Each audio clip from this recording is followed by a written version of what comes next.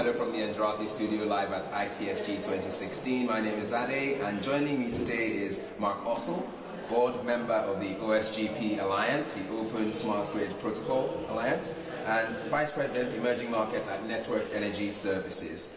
Mark, you were in the top 40 list of smart grid influencers, so I think we're kind of in the presence of smart grid royalty here. So it's only fair that I ask you, what are you seeing in the market, the electricity market? What are the big trends to look out for? Well, thanks for asking.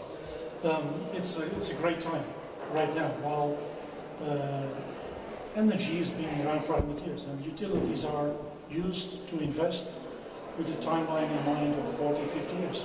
So we're sort of about a third wave of investments, which basically should carry them forward in the next decades. Now, it's not so difficult to buy what you need today, but it's much more difficult to buy, invest in infrastructure, assuming you know or you can guess what will happen. Now, what will happen, for sure, is decentralized generation. Solar panels, heat pumps will feed in energy anywhere in the grid. So we're at this time, we see the fundamental change starting to occur in the grid. From the old days, centralized generation, feeders, cables, provide energy everywhere. It's now basically becomes a very, very different architecture, a very different world where energy will be feed in everywhere. There will be storage of energy everywhere, decentralized, and the loads will be very different. From originally a few bulbs, it moves to a world where people have electrical cars. Keep in mind that, for instance, Netherlands, I'm Dutch, so I know the number. Last year, new car sales, and 10% was electrical or hybrid already. There are over 10,000 charging points today. The grid was not built for such a kind of environment. So there are challenges, and these things will occur. So the major trend is, in fact, that where the grid has been very centralized till now, it will now become a decentralized grid, whereby energy will be generated everywhere, used, and the management of the grid will not happen centrally, but moreover by transformer area, where you'll see the feed-in, the storage, the cars charging. So the grid needs a three-layer architecture whereby management of the grid can be done at that level as well.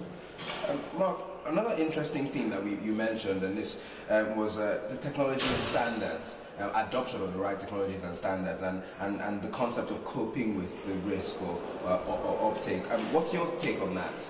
Well, it's an interesting topic as well, because there are many debates, seminars, and whatever on standards. And my advice to utilities is, listen, you can spend a lot of time on testing, investigating, talking about it, but a few things. Buy proven technology. There are lots of new things coming out every day. So if you don't want to spend a lot of money, be the guinea pig, buy something which is working good. But then as well, have an architecture which allows you to adopt new technology as you go. So don't stick into one technology or standard or protocol, but have an open architecture, adopting, being able to adopt innovative and new technologies as they come, being open standards. Because new standards arise while we speak. For electrical cars, there were no standards a few years ago, like for solar. So new standards in metering, in communication technologies will arise, and be ready, have an architecture which basically allows you to adopt it without being stick to what you once decided. It's probably quite timely that you say this. We are at ICSG 2016, it's in Turkey, and there are regions around the world just like Turkey that are rapidly opening up and looking for rapid advancements. How relevant is, or how crucial is that message, that point of trying tested technologies, would that be to making a difference in these kind of countries on their path to smart grid? Yeah. I think the first step is, if one wants to move fast, they should look around for what's already done and learn from the utilities. And basically, mainly in Europe, have rolled out millions of meters, representing the Open Smart Grid Protocol Alliance, OSGP Alliance. There are millions of meters up and running since years in Sweden, Denmark, Austria, Switzerland, Poland, and so on and so on. We did projects in Africa, in the Middle East, in India. So one can learn and take advantage from that, those learning curves. and see how those utilities have moved forward from the basic applications being billing. They first want to collect money, but then basically start to use the meter as a sensor in the smart grid and start to use the specific information being available in all the big data to identify where issues occur in the grid. They have topology information, knowing which home is connected to which transformer or which phase. See the balance of loads on a transformer, being able to balance the transformer thereafter. So there are a lot of learning curves for those countries who basically want to move fast, to not try it themselves, but basically look what has been done and take advantage of it. Okay, well, let's keen to, probably my second to last question here, a topic that you're quite passionate about, and it's openness for innovation. And what does that mean in terms of, the realities for the smart grid and where we're trying to go? Well, what you want to achieve is an environment allowing you to communicate not only with meters, but with all kinds of devices in your low voltage grid. And where we just said the grid will change, where the center point becomes more the transformer, the low voltage grid, and you want to talk for load control, for load shedding, for measurement in general, for controlling that part of the grid, you need the layer in between to allow you to run applications, to use the data there as well. So Open Smart Grid Protocol is a protocol which allows you to communicate with many devices and is open to moving forward with different physical layers as well.